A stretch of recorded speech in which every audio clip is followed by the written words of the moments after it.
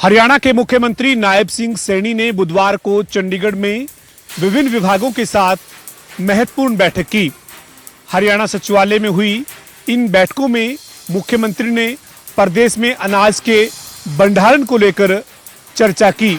इस दौरान मुख्यमंत्री नायब सिंह सैनी ने अधिकारियों को दिशा निर्देश दिए हैं और ये कहा है कि अंबाला और शाहबाद के आसपास बड़े साइलो बनाने के लिए जमीन चिन्हित की जाए। सीएम ने कहा है कि ऐसी जमीन चिन्हित की जाए जो रेलवे लाइन के और हाईवे के नज़दीक हो और वहां पर बड़ी क्षमता के अनाज के भंडारण बनाने के ऊपर कार्य योजना तैयार की जाए। इसके साथ ही इस बैठक में नूह और पलवल क्षेत्र के लिए जो पेयजल आपूर्ति है उसको लेकर भी मुख्यमंत्री ने जन स्वास्थ्य विभाग के अधिकारियों के साथ चर्चा की। इस दौरान अधिकारियों ने मुख्यमंत्री को बताया कि इन क्षेत्रों में करीब 107 गांव है जहां पर पेयजल आपूर्ति सुनिश्चित की जा रही है। अधिकारियों ने मुख्यमंत्री को दी रिपोर्ट में कहा है कि 705 करोड़ रुपए की लागत से इस क्षेत्र में 7 रेन्यूएबल जो वाटर सिस्टम है उसको तैयार किया जा रहा है ताकि आने वाले समय में यहाँ पर पेयजल आपूर्ति का कोई भी संकट ना रहे।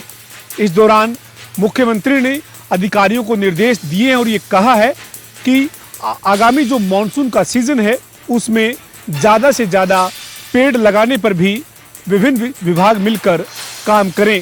सीएम ने कहा कि अभी से ही एक पेड़ माँ के नाम जो मुहिम है उसको आगे बढ़ाते हुए ज़्यादा से ज़्यादा पौधारोपण किया जाए ताकि प्रदेश को हरित प्रदेश बनाया जा सके।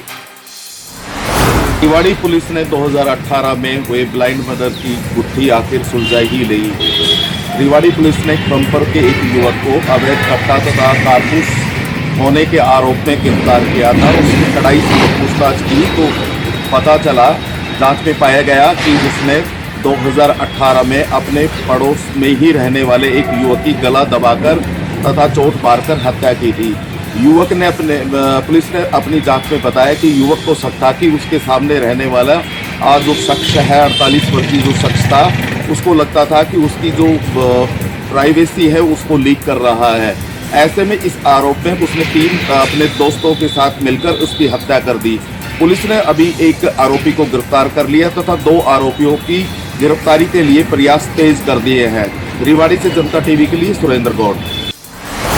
आज फिर एक तेज रफ्तार ट्रक ने कहर ढा दिया जिसमें पति पत्नी की मौत हो गई और 3 अन्य लोग घायल हो गए जिन्हें समालखा के सरकारी अस्पताल में भर्ती करवाया गया। वहीं मौके पर पुलिस ने पहुंचकर सबको कब्जे में लिया और पोस्टमार्टम के लिए अस्पताल में भिजवाया। मृतक महिला के भाई ने बताया कि वह 7 से 8 लोग यूपी के हरदोई से एक प्राइवेट बस में बैठकर समालखा में पहुंचे थे और जैसे ही वह बस से नीचे उतरे उसी समय एक तेज रफ्तार ट्रक आया और सभी को टक्कर मारता हुआ आगे निकल गया, जिसमें उसकी बहन और जीजा की मौत हो गई और 3 लोग घायल हो गए जिनका सरकारी अस्पताल में इलाज चल रहा है। वहीं पुलिस द्वारा ट्रक को कब्जे में ले लिया गया है और आगे की कार्रवाई की जा रही है। ट्रक ड्राइवर ट्रक को मौके पर छोड़कर फरार हो गया था। घटना को लेकर पुलिस कार्रवाई में जुटी हुई है। समालखा से जनता टीवी के लिए राकेश वर्मा। जुलाना में पुराने वाहनों पर आज पुलिस जो है सख्ती करती हुई नजर आ रही है। हम आपको बताना चाहेंगे जुलाना में आज ट्रैफिक पुलिस द्वारा जो डीजल और पेट्रोल के जो समय सीमा से जो बाहर चले गए वाहन हैं उनके ऊपर जो आज सख्ती से चालान काटे जा रहे हैं। लगातार इसी कड़ी के में जो है पूरे जुलाना के अंदर आज ट्रैफिक पुलिस द्वारा आज ये अभियान चलाया गया और इसी के दौरान जो है कई वाहनों के चालान किए गए और इसी के साथ साथ जो है 2 ऑटो को भी जब्त किया जिसके नंबर प्लेट और जो समय सीमा थी उससे बाहर वो ऑटो चल रहे थे और उनके पास किसी तरह का कोई कागज़ तक नहीं था। उनके 40,000 रुपये के दोनों ऑटो के चालान काट के उन्हें इम्पाउंड करके जुलाना थाना में भेज दिया गया है। जी हाँ, जुलाना थाना में जो है लगातार ट्रैफिक पुलिस इन दिनों सख्त नज़र आ रही है। ऐसे वाहन जिनके कोई नंबर नहीं है या फिर वो अपनी समय सीमा पूरी कर चुके हैं उन वाहनों पर जुलाना पुलिस इन दिनों सख्त नज़र दिखाई दे रही है। रोहतक में एंटी करप्शन ब्यूरो की टीम ने बड़ी कार्रवाई करते हुए आरटीओ विभाग के निरीक्षक व सहायक निरीक्षक को 1 लाख रुपए की रिश्वत लेते हुए रंगे हाथों गिरफ्तार कर लिया है। एसीबी टीम के डीएसपी सोमवीर सिंह ने बताया कि उन्हें शिकायत मिली थी कि आरटीओ विभाग के सहायक निरीक्षक और निरीक्षक राकेश राणा ने एक ट्रक मालिक से 10 लाख रुपए की रिश्वत की डिमांड की है, जिसमें सौदा 8 लाख रुपए में तय हुआ। जिसके बाद 5 लाख रुपए उन्हें पहले दे दिए गए और 1 लाख रुपए अभी और देना था, जिसके एवज में उन्हें 1 लाख रुपए रंगे हाथों लेते हुए गिरफ्तार कर लिया है। एसीबी टीम के डीएसपी का कहना है कि ट्रक मालिक का ट्रक का चालान कट गया था और उन्हें और भी ट्रकों के चालान करने की बात की जा रही थी। इसी के चलते उन्होंने शिकायत दी थी कि उनसे 10 लाख रुपए की डिमांड की गई है, लेकिन 8 लाख रुपए में सौदा तय हुआ। 5 लाख रुपए ट्रक मालिक पहले ही दे चुका है और 1 लाख रुपया अभी देना था। जिसके बाद उन्हें ऑर्डर लगाकर उन्हें पैसे दिए गए, तो उसी दौरान एसीबी की टीम ने छापामारी करते हुए 1 लाख रुपए रंगे हाथों गिरफ्तार कर लिया। जिसके बाद डीएसपी ने बताया कि उन्हें आज अदालत में पेश किया जाएगा और अदालत से रिमांड हासिल किया जाएगा। उन्होंने लोगों से अपील करते हुए कहा है कि भ्रष्टाचार के खिलाफ एक मुहिम चली हुई है, जिसे जीरो टॉलरेंस नीति कहा जाता है, और भ्रष्टाचार के खिलाफ अगर कोई शिकायत मिलती है तो तुरंत प्रभाव से निडर होकर उन्हें सूचना दे, ताकि वह उस पर कार्रवाई कर सके। थानेसर नगर परिषद के स्वीपर कम चौकीदार की संदिग्ध परिस्थितियों में मौत। पुलिस का कहना है कि सुसाइड नोट भी मिला है।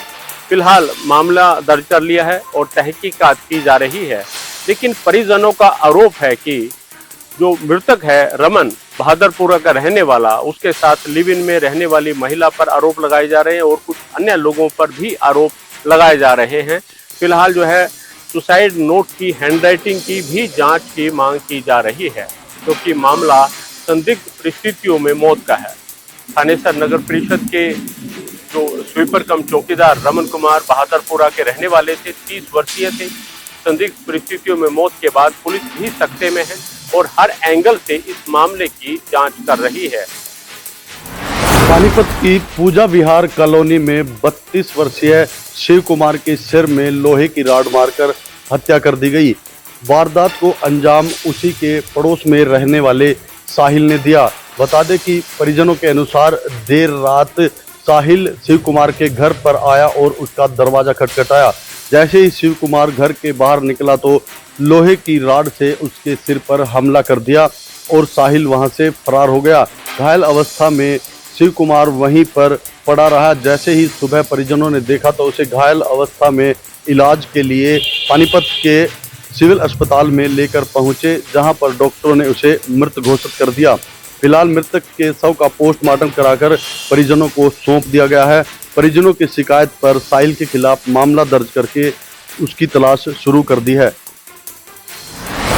शहर थाना अंतर्गत दरबार कुआं के निकट आज उस समय सनसनी फैल गई जब एक बड़े भाई ने छोटे भाई की चाकू मारकर हत्या कर दी। इतना ही नहीं, स्वयं आरोपी हत्या के बाद थाने पहुंचा और मामले की जानकारी पुलिस को दी।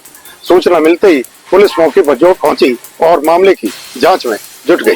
बताया जाता है कि दोनों भाई राजस्थान के पाली गांव के रहने वाले थे और पलवल में किराए पर रहते थे। दोनों भाई सोने की ढलाई का कार्य करते थे और इसी बात को लेकर आपस में कहासुनी हुई, जिसके चलते बड़े भाई ने छोटे भाई की चाकू मारकर हत्या कर दी और मामले की जानकारी स्वयं पुलिस थाने में जाकर पुलिस को दी। पुलिस मौके पर पहुंची, वहीं फोरेंसिक टीम भी मौके पर बुलाई गई है। पुलिस ने अब आरोपी को गिरफ्तार कर लिया है। पुलिस मामले की गहनता से जांच में जुटी हुई है।